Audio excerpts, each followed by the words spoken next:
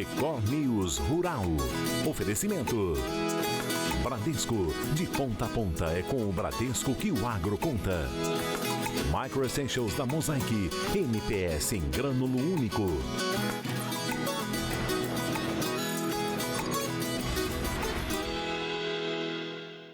Oi, bom dia para você. O Record News Rural está no ar. O pecuarista de Minas Gerais tem investido no melhoramento genético. A ideia é ter um rebanho cada vez mais uniforme. E pensando nisso, foi criado o projeto Genética em Campo, que já foi lançado e deve atender 10 mil produtores em todo o estado. Uma figura imponente e com um olhar desconfiado.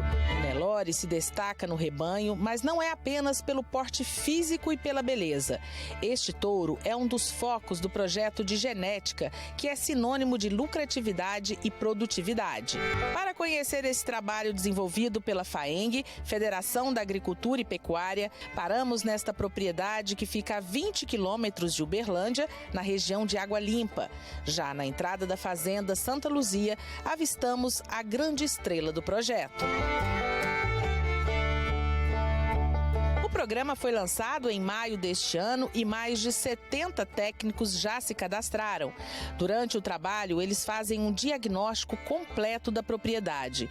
Os profissionais analisam as necessidades do produtor, orientam sobre a gestão do negócio, nutrição do rebanho e a compra de animais selecionados, um dos pontos fortes do projeto. E partiu do princípio do projeto Genética em Campo, a gente substituir por um touro melhorador, visando agregar a genética no rebanho, e com isso a gente conseguir fazer a reposição do rebanho, levando o acréscimo de animais em produção, buscando um aumento de produtividade média no rebanho e trocar as matrizes por matrizes mais produtivas. Minas Gerais tem o 4º maior rebanho bovino do Brasil. Segundo o IBGE, em 2022 houve um crescimento em relação a 2021.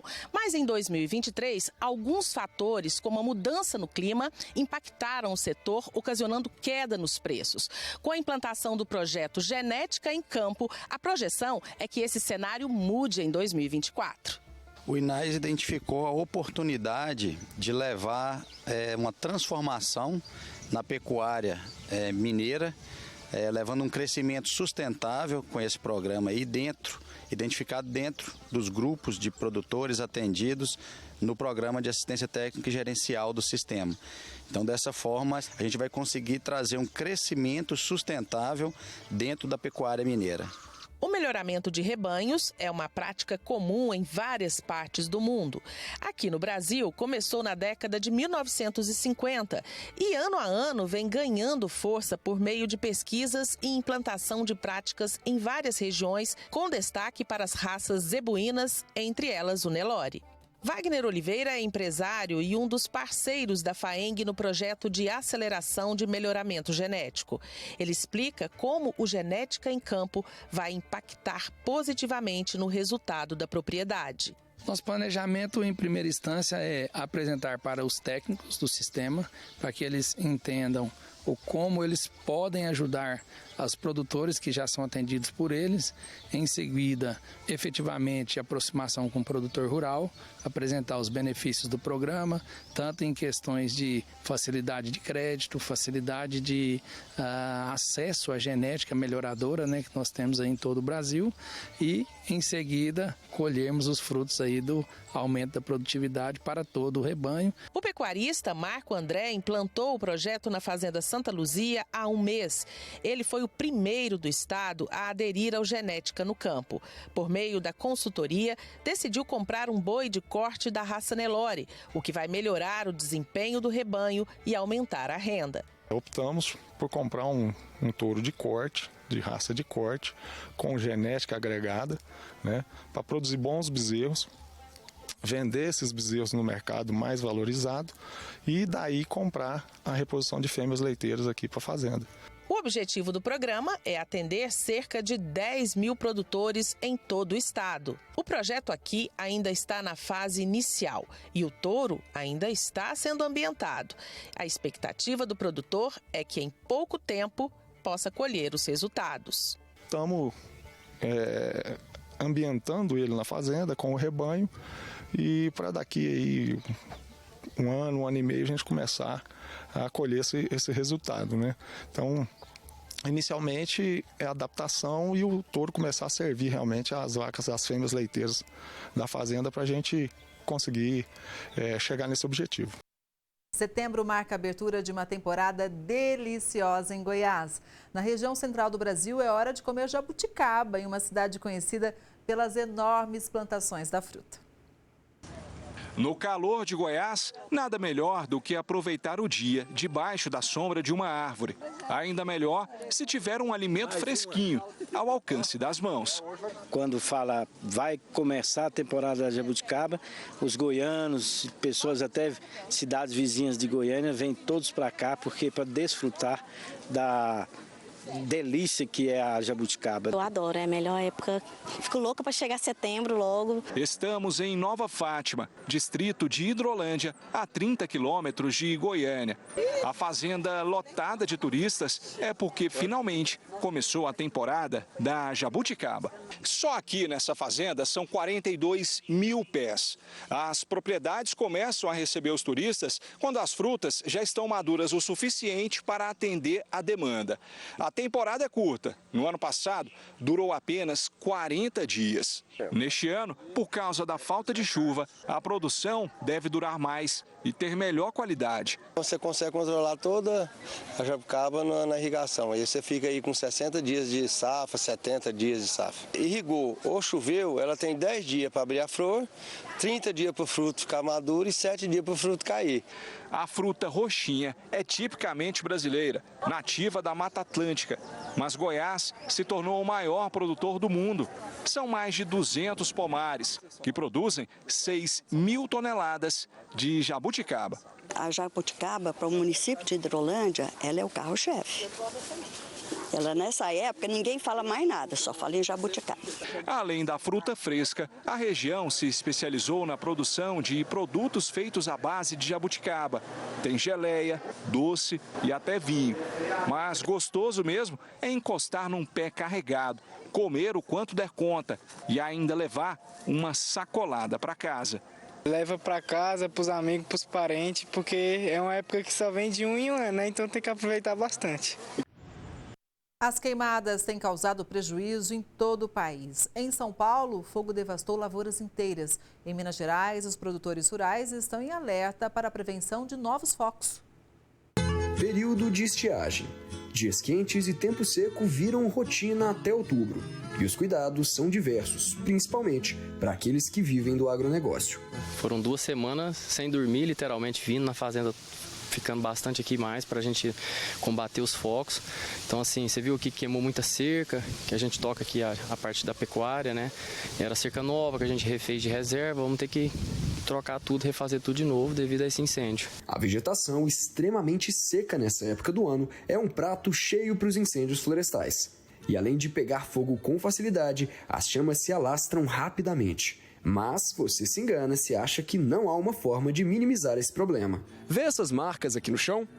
Essas marcas foram feitas propositalmente para criar o que chamamos de aceiro, uma medida de proteção feita para evitar que incêndios se propaguem e atinjam áreas produtivas ou de proteção ambiental. Bom, o aceiro ele é uma das principais medidas preventivas, né, para a contenção dos incêndios florestais. Ele se trata de uma faixa, né, ao lado de áreas de vegetação, nas cercas dos imóveis, né, uma faixa sem vegetação, que a gente faz toda a retirada ali da vegetação, para evitar que o incêndio ele se propague, né, de algum lado para outro, onde tenha alguma ocorrência, né, de incêndio. O tipo de aceiro pode variar de lugar para lugar, dependendo também do propósito pelo qual foi criado. Pode variar se é em área urbana ou se é em área rural, se está em divisa com unidade de conservação ou com área de preservação permanente. E ele pode ser feito ou com uso de máquinas ou propriamente até de forma manual também. A legislação ela prevê algumas medidas, né? No caso em áreas urbanas, né, residenciais ou industriais, é a medida máxima de 15 metros. Em divisas com unidade de conservação já é uma medida de 10 metros. Para casos de áreas de preservação permanente, até 6 metros essa faixa pode chegar. E nos demais casos, uma faixa menor aí de 3 metros de largura. Para o produtor rural, um aceiro pode ser o fator decisivo entre perder grande parte da produção ou sequer ser afetado. Na propriedade dos irmãos Zanata, a criação de gado até que não foi impactada pelos incêndios. Já a apicultura... Esse incêndio propagou por mais de 15 dias, até agora temos focos aí em alguns pontos, que a gente está lutando para apagar ele, mas chegou a 600 metros do apiário e as abelhas estão mais agressivas, né, porque elas estão defendendo o mel que elas construíram ali, que tem ali em estoque para elas, né. Diante da situação, a colheita do mel planejada para o próximo mês não deve ser tão boa quanto esperada. A gente tem 2 anos que a gente está trabalhando todo dia nessas colmeias, capturando, até com esse incêndio eu tinha algumas caixas isca aí que eu tinha colocado para capturar novos enxames, para estar ampliando mais esse apiário, né, e eu tive essa tristeza, né, de ter algumas colmeias queimadas, mas é isso aí, a gente vai construindo, não pode desistir e esse ano primeira colheita, se Deus quiser, a gente está trabalhando muito para isso. Portanto, é essencial que o produtor já tenha em mente medidas para evitar os prejuízos trazidos pelo fogo nessa época do ano. Se o caminho escolhido for criar aceiros, é muito importante ficar atento também à forma correta de realizar a manutenção desses locais, para não só garantir a efetividade da medida, mas também evitar outros tipos de problemas que podem ser causados pela falta de cuidado. Após a passagem do período de estiagem, né, de seca, com essa vegetação crescendo, é importante que seja feita a manutenção desses aceiros para até facilitar a gestão disso tudo, porque depois que a vegetação cresce ali, fica mais dificultoso para você fazer a manutenção, talvez você tenha até que construir um novo aceiro. As exportações de carne bovina do Brasil atingiram o melhor resultado para o mês de agosto. Foram mais de 248 mil toneladas embarcadas, com faturamento superior a US$1 bilhão. Para entender melhor esse momento do setor, eu converso agora com Antônio Jorge Camardelli, que é presidente da Associação Brasileira das Indústrias Exportadoras de Carnes, a ABEC. Bom dia, Camardelli. Seja sempre muito bem-vindo ao Record News Rural. Bom dia, Kelly. Eu que agradeço a oportunidade da gente estar aí falando um pouco, né, do resultado da soma de esforços de toda a cadeia, né? Então é importante dar essa mensagem e principalmente acenar com o futuro nas mesmas condições. Exatamente. Como você disse, foi uma soma de esforços, imagino que foram muitos. E quais esforços foram esses que levaram a esse resultado histórico? Na verdade, Kelly, a gente vem... a participação conjunta efetiva, né? O nível de conhecimento que tem hoje, todas as interfaces do governo, né?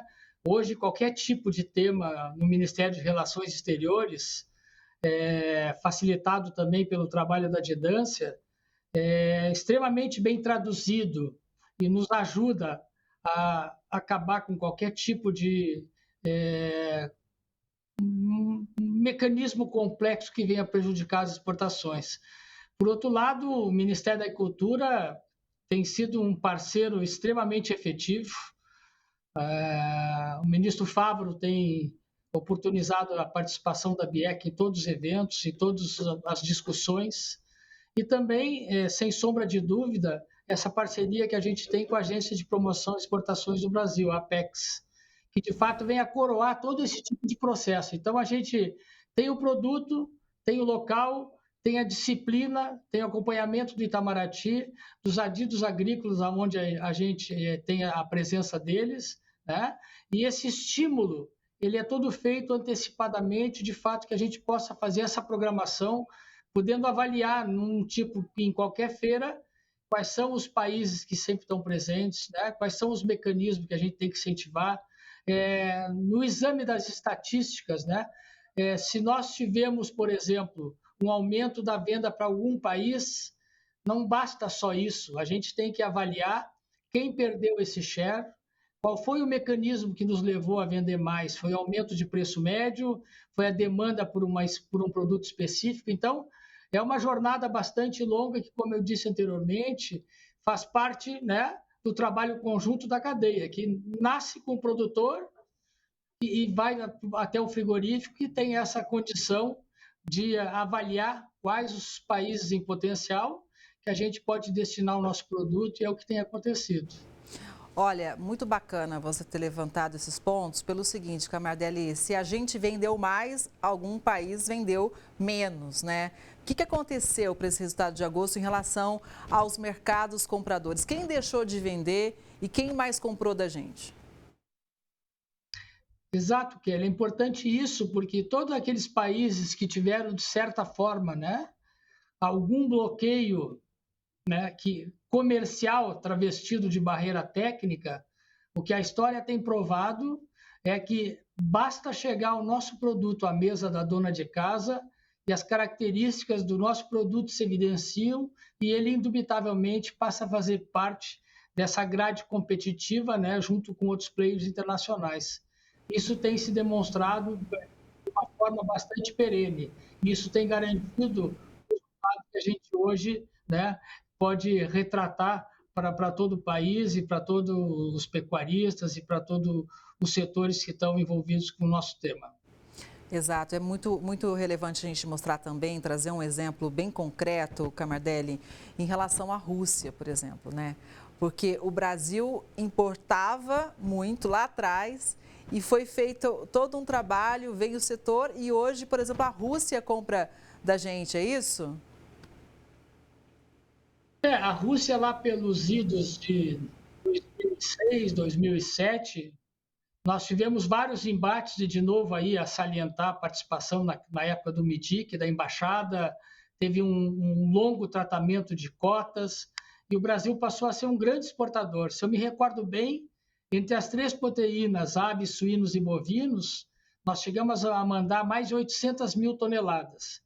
Depois, na sequência, através de um plano de investimento do próprio governo russo, né, de incentivo, eles passaram a ter alguma certa autonomia em alguma dessas proteínas.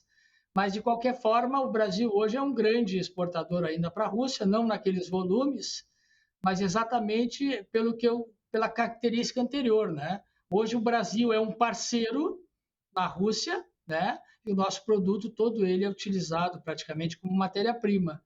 Esse, Kelly, é um dado que a gente tem que pensar pela característica, né? Tem alguns países que ainda, lamentavelmente, insistem em determinar certas proteções ou bloqueios que não são revestidos de legitimidade nenhuma, porque, segundo a OIE, o Brasil pode exportar para tudo que é lugar, né? Mas tu tem aí Coreia do Sul, Japão, Vietnã e Turquia, que são 30% do mercado importador, que a gente ainda não coloca nenhum quilo de carne in natura. E a grande característica que a gente tem que chamar atenção é que nós não somos competidores de gôndola. E os Estados Unidos hoje é o maior exemplo. Ele tem comprado progressivamente, mensalmente, cada vez mais, e nós somos hoje os grandes parceiros da indústria americana. Nós mandamos 90% de matéria-prima para que seja elaborado carne de indústria para elaboração de hambúrguer. Então, essa é a grande sensibilidade que o Brasil pode hoje, com todo o seu potencial, e talvez com exclusividade, quando a gente fala de volumes de exportação. Veja bem que nós estamos falando de 106 mil toneladas de carne esse mês passado, somente para a China. Não tem nenhum outro país, independente da sua condição de rebanho, fluxo comercial, serenidade política, avanço diplomático, que tem esse potencial de suprir nessa magnitude como o Brasil tem. Isso demonstra, né, que a gente está no caminho certo e que nós temos que dar continuidade à nossa preocupação maior, Kelly, que é tudo isso só é possível através do status sanitário, e essa é uma obrigação de todos. E que o Brasil desempenha um papel muito importante, muito sério e com muita transparência também, né, Camardelli? E eu acho fundamental esse trabalho que a BIEC faz, junto também com o MAPA, com a Apex, como você citou, de participação nas feiras, mostrando realmente, não é um stand simplesmente ali, as pessoas degustam o nosso produto, é um sucesso total, muito movimentado, né? Inclusive a Cial Paris está aí e muitos dizem, você pode até me corrigir se estiver errado, que é a principal porta de entrada para o mercado europeu e ali a oportunidade de você mostrar o produto brasileiro, fechar novos negócios também, né? Exatamente, quando tu tem aí exposições em blocos, né, como é o caso do bloco europeu, sempre tem todo esse dinamismo e a facilidade. Se a gente está falando aí do Maué 29, né, sempre tem essa demanda, né, quer seja pela necessidade de politicamente manter o seu país abastecido, como também procurar novas oportunidades. E nada mais saudável e nada mais criterioso do que o que a gente faz nas nossas feiras, e tu é testemunha disso, que é a apresentação do nosso produto na sua principal característica, né? E única e exclusivamente com um sal. Então, tudo que nós apresentamos é exatamente isso. A caipira, seguida da degustação de carne bovina, extremamente palatável, saborosa, né? Única e exclusivamente com sal. Isso tem demonstrado que a gente tenha tido um sucesso absoluto, né, pelo número de pessoas que visitam o stand da BIEC em qualquer tipo de feira, em qualquer tipo de país. Olha, é facinho achar o stand da BIEC, viu? Só você ver onde tem o maior movimento, pode ter certeza que ele está ali, viu? Agora, Camardelli, eu acho importante a gente falar também dos desafios do setor, né? A gente vê os impactos das mudanças climáticas, muitas queimadas, muito fogo, inclusive atingindo áreas de pastagem, né? Como é que o setor encara esse momento complicado em relação ao clima? Olha, Kelly, é extremamente delicado, né? Porque a gente vê aí, né, as características de cada estado, né? As características de cada rebanho, o processo de gestão como um todo, a eficiência do processo político nesses estados.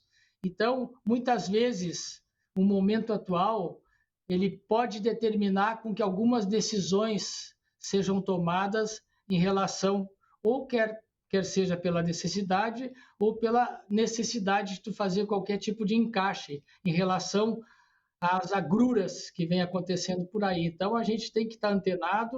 Felizmente, como eu disse anteriormente, a gente tem tido uma interlocução maravilhosa com o Ministério da Agricultura e todos os outros ministérios, onde a gente pode discutir esse processo. Queria chamar a atenção, né, de um item que nos preocupa, que foi motivo, tomando a liberdade aí de responder uma pergunta minha, né?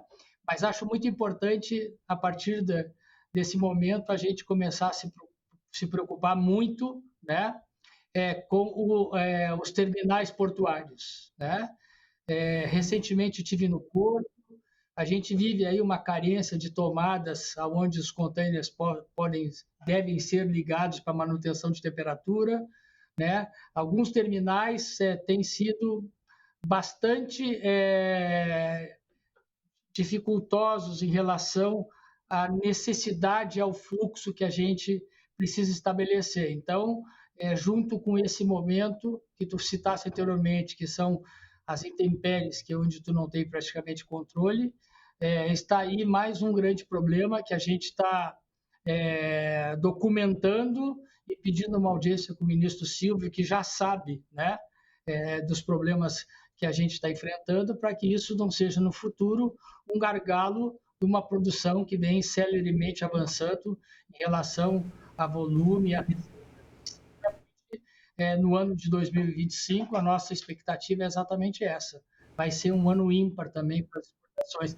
Sempre lembrando que até hoje o Brasil nunca exportou mais de 30% da sua produção. 70% da nossa produção fica no mercado interno.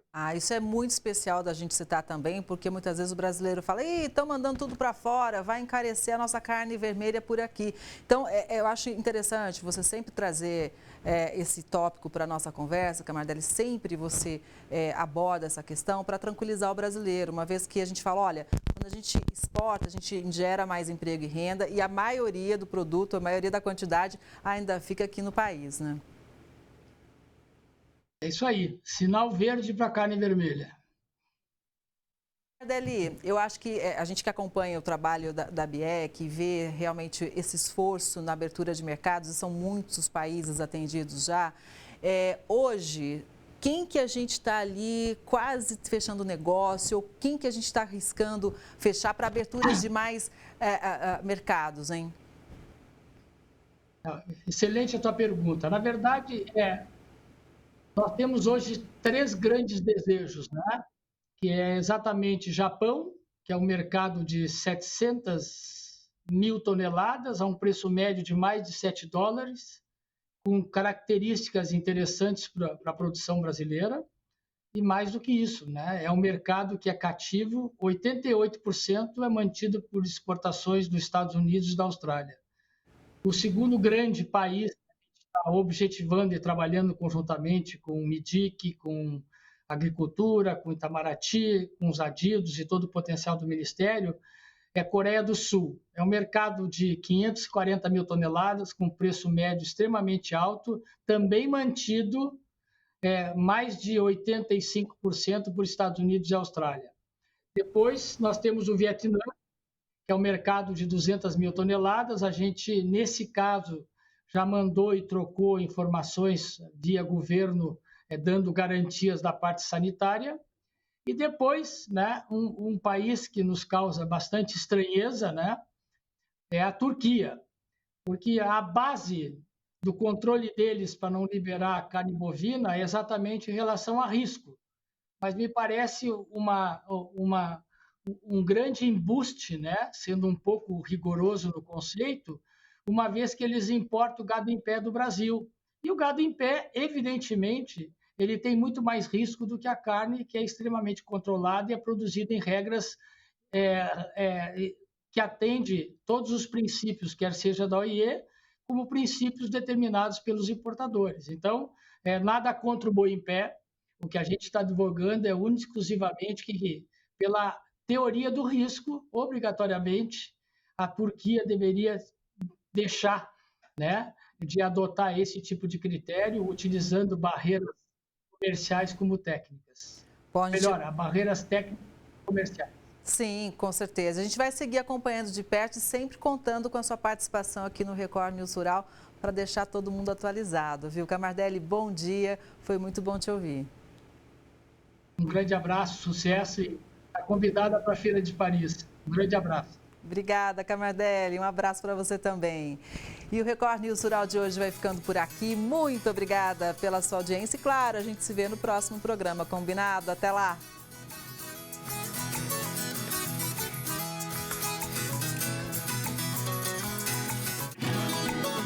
Record News Rural. Oferecimento.